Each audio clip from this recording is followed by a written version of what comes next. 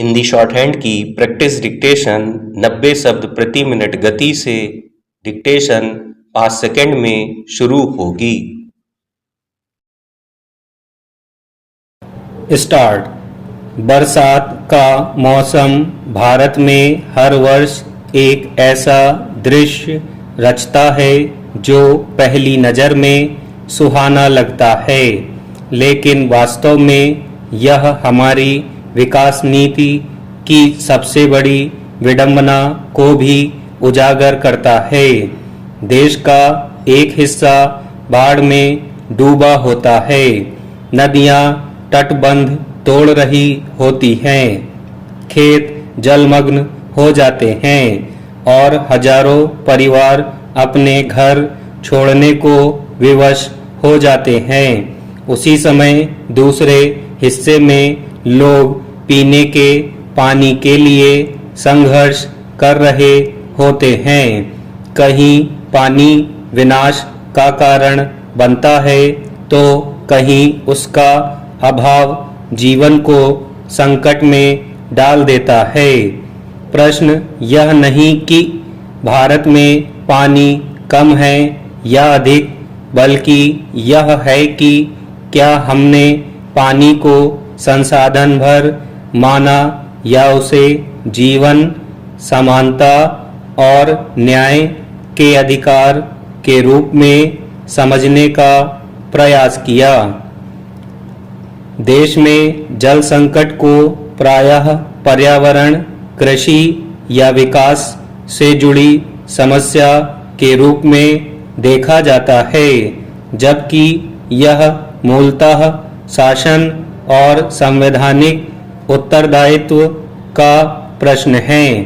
यदि किसी गांव की महिलाओं को प्रतिदिन कई किलोमीटर चलकर पानी लाना पड़ता है, किसी सरकारी विद्यालय में बच्चे दूषित पानी पीने को विवश हैं, किसी सरकारी कार्यालय में कर्मचारियों के लिए सुरक्षित पेयजल की व्यवस्था नहीं है, बाढ़ के बाद राहत शिविरों में स्वच्छ पानी उपलब्ध नहीं हो पाता है, तो इसे केवल प्रशासनिक लापरवाही कहना संविधान में निहित समानता, गरिमा और जीवन के अधिकार की अधूरी व्याख्या है।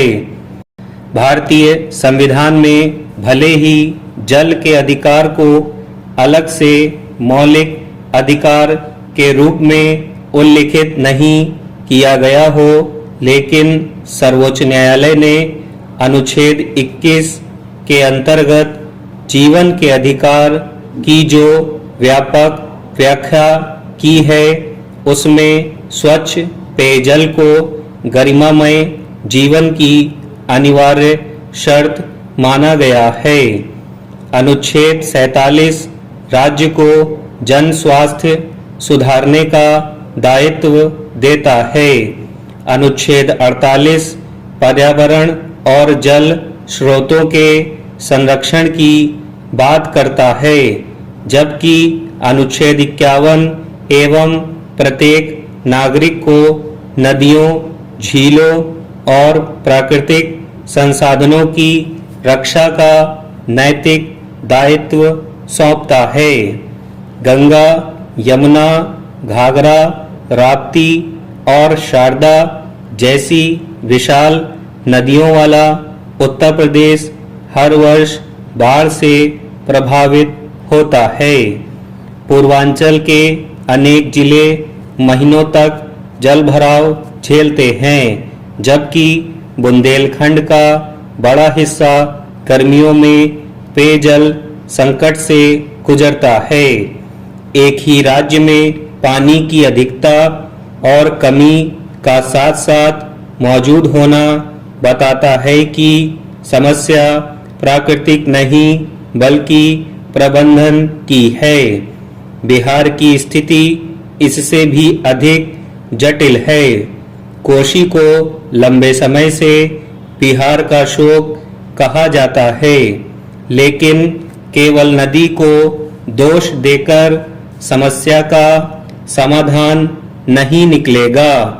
नेपाल से आने वाला जल प्रवाह नदी तल में गाद का लगातार जमाव, तटबंधों की सीमाएं और अनियोजित बसावट, ये सभी मिलकर हर वर्ष बाढ़ को त्रासदी में बदल देते हैं।